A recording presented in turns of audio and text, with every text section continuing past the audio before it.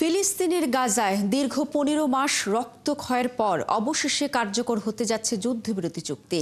আগামী রবিবার থেকে যুদ্ধবিরতি কার্যকর হতে পারে বলে এরই মধ্যে জানিয়েছে ইসরায়েলি গণমাধ্যমগুলো।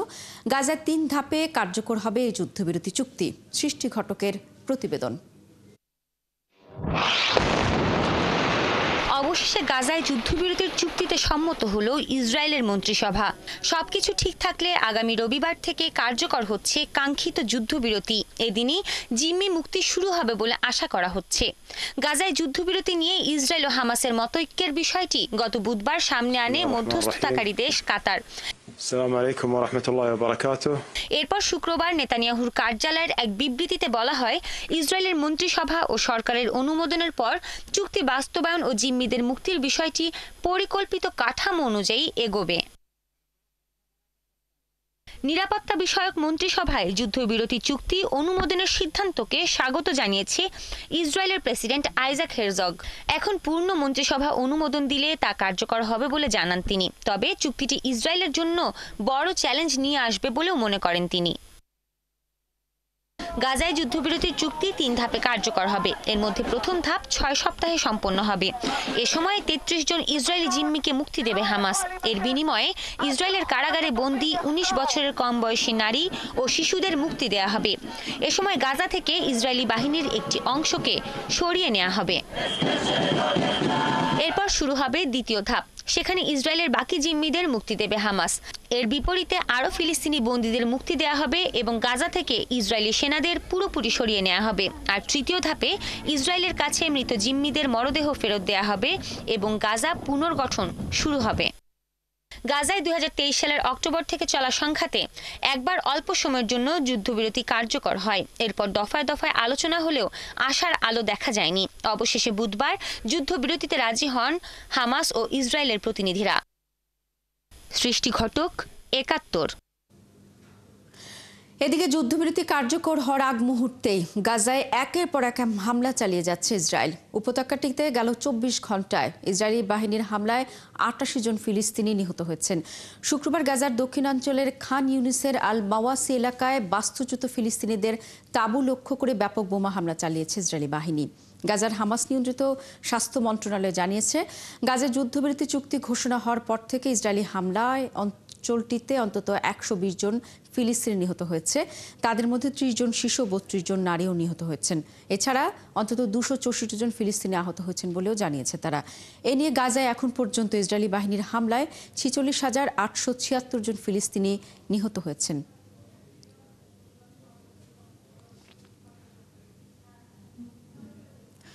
লেবানন থেকে সব ইসরায়েলি সেনা প্রত্যাহারের আহ্বান জানিয়েছেন ফরাসি প্রেসিডেন্ট ইমানুয়েল ম্যাক্রো। যুদ্ধবিধ্বস্ত লেবানন পুনর্গঠন ও নবগঠিত সরকারকে সহযোগিতার বার্তা দিতে লেবানন সফরে গেছেন ম্যাক্রো। শুক্রবার লেবাননের নবনির্বাচিত প্রেসিডেন্ট জোসেফ আউনের সঙ্গে দ্বিপাক্ষিক বৈঠকের সময় তিনি এই আহ্বান জানান।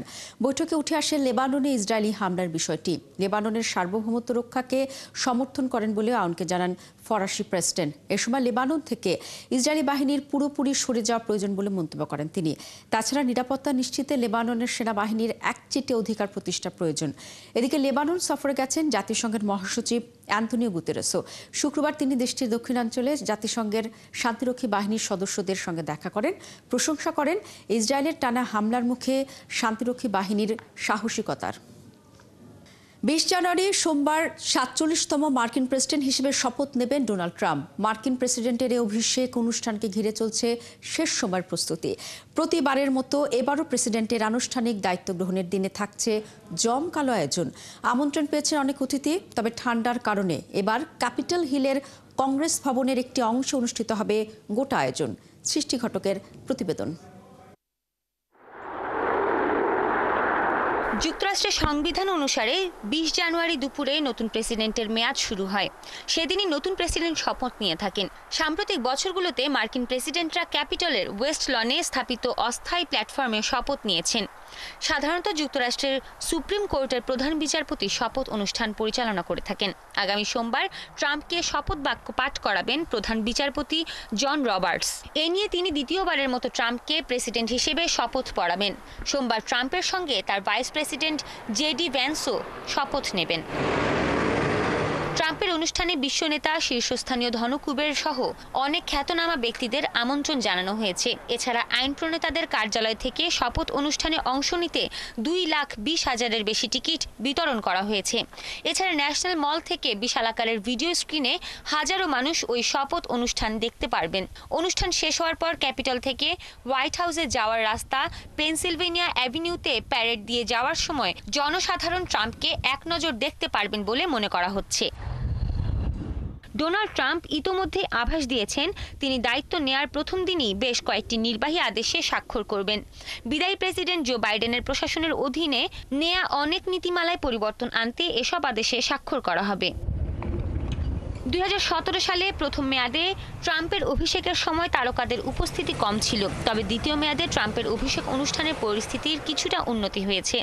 এই অনুষ্ঠানে যুক্তরাষ্ট্রের খ্যাতনামা সঙ্গীত শিল্পী carry Underwood America the beautiful গানটি গাইবেন। মার্কিন সঙ্গীত শিল্পী লি গ্রিনউডও ওই অনুষ্ঠানে গান গাইবেন। অভিষেক অনুষ্ঠানের আগের দিন রবিবার একটি সমাবেশের আয়োজন করা হবে। সেখানে ডিস্কো দল দ্য ভিলেজ পিপলের পরিবেশনা থাকবে। এছাড়া মার্কিন সঙ্গীত শিল্পী জ্যাসন অ্যালডিয়ান, গ্যাভিন গ্রিড এবং ব্যান্ড দল রাস্কাল ফ্ল্যাটসের পরিবেশনাও থাকছে। প্রেসিডেন্ট হিসেবে শপথ গ্রহণের পর সোমবার রাতে 3টি গালা অনুষ্ঠানের আয়োজন করা হয়েছে। অনুষ্ঠানের সবকটিতে ট্রাম্প উপস্থিত হবেন বলে আশা করা হচ্ছে। এছাড়া আরও বেশ কিছু পরিকল্পনা আছে। শপথ গ্রহণের আগের রাতে ওয়াশিংটনের ক্যাপিটাল ওয়ান এরিনায় make America great again victory rally করবেন ট্রাম্প। সৃষ্টি ঘটক, 71। যুক্তরাষ্ট্রের নবনির্বাচিত প্রেসিডেন্ট ডোনাল্ড ট্রাম্প এবং চীনের প্রেসিডেন্ট শি জিনপিং শুক্রবার ফোন আলাপে দুই দেশের সম্পর্ক উন্নয়নের আশা প্রকাশ করেছেন। এজন্য তারা উভয় দেশের জন্য ইতিবাচক পদক্ষেপ গ্রহণেরও কথা জানিয়েছেন। আগামী সোমবার ট্রাম্প শপথ নেবেন। সেই শপথ অনুষ্ঠানে চীনের প্রেসিডেন্টকে আনুষ্ঠানিকভাবে আমন্ত্রণ জানানো হয়েছে। ফোন আলাপে শি বলেছেন তিনি ট্রাম্পের সাথে ভালোভাবে কাজ করতে চান। জবাবে ট্রাম্প বলেছেন তিনি আশা করছেন তারা দুজনে মিলে একসাথে অনেক সমস্যার সমাধান করতে পারবেন।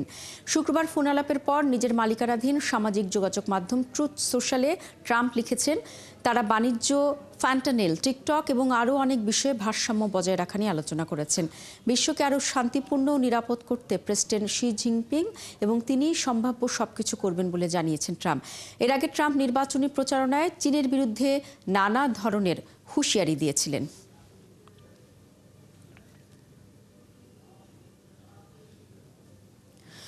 আগামীকাল রবিবার থেকে যুক্তরাষ্ট্রে বন্ধ হয়ে যাচ্ছে ভিডিও শেয়ারিং প্ল্যাটফর্ম টিকটক। যদিও জাতীয় নিরাপত্তা ইস্যুতে বন্ধ করা হচ্ছে এটি, এর ফলে কন্টেন্ট ক্রিয়েটর থেকে শুরু করে বিজ্ঞাপনদাতা এমনকি অনলাইন উদ্যোক্তা সহ দেশটির 17 কোটি টিকটক ব্যবহারকারী চিন্তায় পড়ে গেছেন। এরই মধ্যে তার বিকল্প হিসেবে রেড নোট নামে অন্য একটি চীনা অ্যাপের দিকে ঝুঁকেছেন। এদিকে ইলন মাস্কের কাছে টিকটক বিক্রির আলোচনা চালাচ্ছে চীন, এমন গুঞ্জনও শোনা যাচ্ছে। বিস্তারিত তানহা জুলিয়ার প্রতিবেদনে।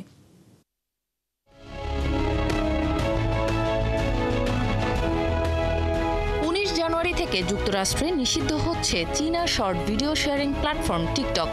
যদি না দেশটির সুপ্রিম কোর্ট অ্যাপটির চীনা মালিক বাইডেন্সের আপিল গ্রহণ করে এবং নিষেধাজ্ঞাকে অসাংবিধানিক বলে ঘোষণা করে, তবে এমন পরিস্থিতিতেও টিকটক ব্যবহারকারীরা কিভাবে প্রতিরোধ করবেন বা এটি ব্যবহারের বিকল্প খুঁজে পাবেন তা নিয়ে অনেক প্রশ্ন থেকে যাচ্ছে। মার্কিন ব্যবহারকারীর সংখ্যা এখন 17 কোটি, যারা প্রতিদিন গড়ে 51 মিনিট করে অ্যাপটি ব্যবহার করেন। তবে অ্যাপটি সেখানে নিষেধাজ্ঞার কবলে পড়লে মেটা মালিকানাধীন ইনস্টাগ্রাম রিলস এবং গুগলের ইউটিউব শর্টস সবচেয়ে বড় সুবিধা পাবে। টিকটক শপের মতো সরাসরি পণ্য কেনার সুবিধা অন্য কোনো প্ল্যাটফর্মে এখনও পুরোপুরি কার্যকর নয়। সেক্ষেত্রে ই কমার্স সাইটগুলোর ব্যবসা বেড়ে যেতে পারে। এদিকে বাইডেন্স এখনো মার্কিন বাজারে টিকটক বিক্রির কোনো পরিকল্পনা জানায়নি। যদিও মার্কিন ধনকুবের ইলন মাস্কের কাছে এটি বিক্রির গুজব নিয়ে আলোচনাও চলছে। তার কারণও অবশ্য আছে, সেটি হলো মার্কিন সুপ্রিম কোর্ট টিকটককে 19 জানুয়ারির মধ্যে যুক্তরাষ্ট্রের মালিক খুঁজে নিতে বলেছে। তা না হলে যুক্তরাষ্ট্রে নিষিদ্ধ হয়ে যাবে এই জনপ্রিয় প্ল্যাটফর্ম। এমন অবস্থায় প্রেসিডেন্ট ট্রাম্পের মতামত এবং আইনগত প্রক্রিয়া টিকটক নিষেধাজ্ঞার বাস্তবায়নে কী ভূমিকা রাখবে তা সময়ই বলে দেবে। এরই মধ্যে দেশটির টিকটক ব্যবহারকারীরা রেড নোট নামে অন্য একটি চীনা অ্যাপের দিকে ঝুঁকেছেন। নিজেদের টিকটক রিফিউজি বলে পরিচয় দেয়া ওই ইউজাররা ব্যাপক পরিমাণে রেড নোট ডাউনলোড করেছেন। অ্যাপলের মার্কিন অ্যাপ স্টোরে সবচেয়ে বেশি ডাউনলোড হওয়া অ্যাপের তালিকায় চলে এসেছে রেড নোট। বলা যেতে পারে টিকটক আর ইনস্টাগ্রামের মিশেল হলো রেড নোট। এর ইউজার সংখ্যা মাসে প্রায় 30 কোটিরও বেশি। তানহা জুলিয়া, ৭১। ইউক্রেনের ড্রোন হামলায় রাশিয়ার রাজধানী মস্কোর দক্ষিণের কালুগা অঞ্চলে অগ্নিকাণ্ডের ঘটনা ঘটেছে। শুক্রবার সামাজিক যোগাযোগ মাধ্যমে ছড়িয়ে পড়া ভিডিওতে দেখা যায় একটি তেল সংরক্ষণাগারে এই আগুন লেগেছে। কালুগার গভর্নর এক টেলিগ্রাম বার্তায় বলেছেন, লুডিনোভো শহরের একটি শিল্প এলাকায় এই হামলা চালানো হয়েছে, তবে এ বিষয়ে বিস্তারিত কিছু জানাননি তিনি। এদিকে রাশিয়ার প্রতিরক্ষা মন্ত্রণালয় জানিয়েছে, রুশ আকাশ প্রতিরক্ষা ব্যবস্থার মাধ্যমে ব্রায়ান্স্ক অঞ্চলে 35 মিনিটের মধ্যে ইউক্রেনের 9টি ড্রোন ধ্বংস করা হয়েছে। তবে এই ঘটনায় হতাহত কেউ হয়েছে কিনা সে বিষয়ে বিস্তারিত কিছু জানা যায়নি। রাশিয়ার স্মোলেনস্ক অঞ্চলের গভর্নর তার অঞ্চলে ইউক্রেনের 5টি ড্রোন ভূপাতিত করার কথা জানিয়েছেন। এর আগে বৃহস্পতিবার ইউক্রেনের সামরিক বাহিনী জানায়, রাশিয়ার দক্ষিণ ভেরোনেজ অঞ্চলের একটি তেল সংরক্ষণাগারে অন্তত 3টি ড্রোন হামলা চালানো হয়েছে।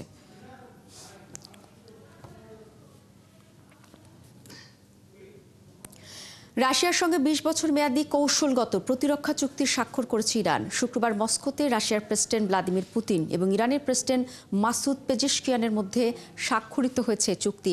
গত জুলাই মাসে ইরানের প্রেসিডেন্ট হিসেবে শপথ গ্রহণ করেন মাসুদ পেজেশকিয়ান।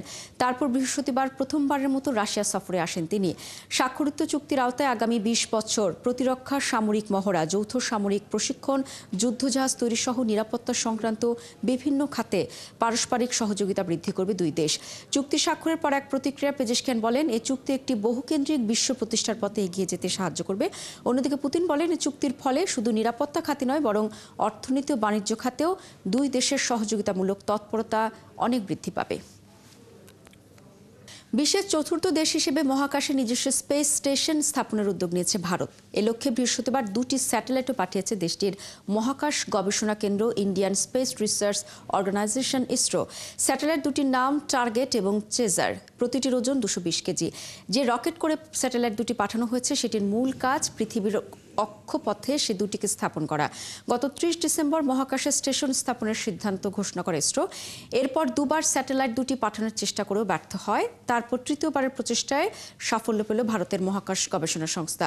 বিশ্বের মাত্র 3টি দেশের নিজস্ব স্পেস স্টেশন রয়েছে মহাকাশে, যুক্তরাষ্ট্র, রাশিয়া এবং চীন। চতুর্থ দেশ হিসেবে এ উদ্যোগে সামিল হল ভারতও। দর্শক, এই ছিল আজকের আয়োজনে। কাল একই সময় আবার হাজির হবে বিশ্বযোগ। চোখ রাখুন ৭১-এর ফেসবুক পেজে এবং সাবস্ক্রাইব করুন ৭১ ইউটিউব চ্যানেল। থাকুন ৭১-এর সাথেই।